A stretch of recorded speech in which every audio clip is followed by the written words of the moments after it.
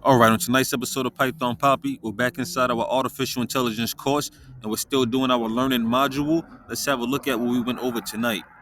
Now, last night, if you recall, the last thing we went over was reinforcement learning, and we're going to pick up where we left off.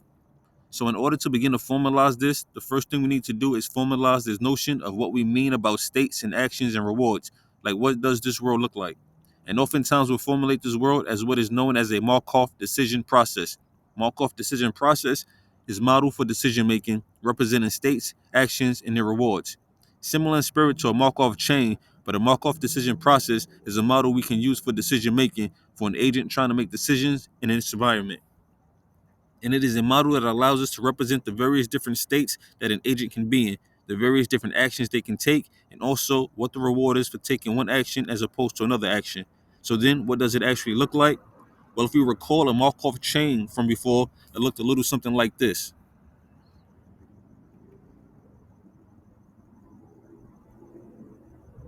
We have a whole bunch of these individual states, and each state immediately transitions to another state based on some probability distribution.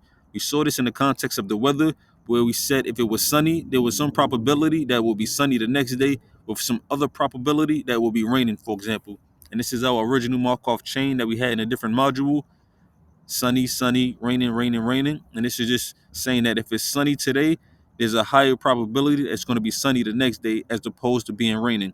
But as you can see, eventually it does transition to raining because we do get from sunny to raining.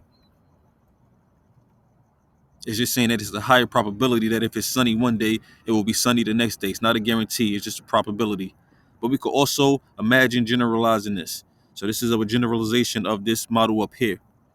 So not just sun and rain anymore, but we have just these states where one state leads to another state according to some probability distribution.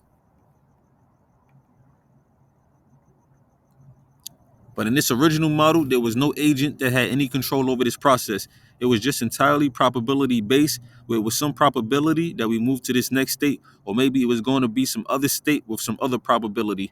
What we'll now have is the ability for the agent in this state to choose from a set of actions, where maybe instead of just one path forward, they have three different choices of actions that each lead down different paths.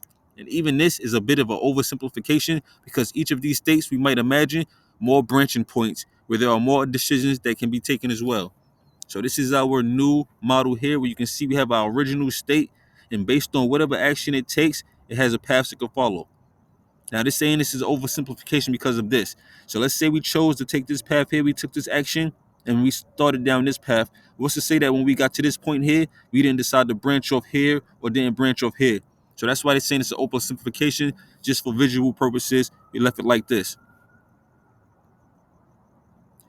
So we've extended the Markov chain to say that from a state, we now have available action choices, and each of those action choices might be associated with its own probability distribution of going to various different states.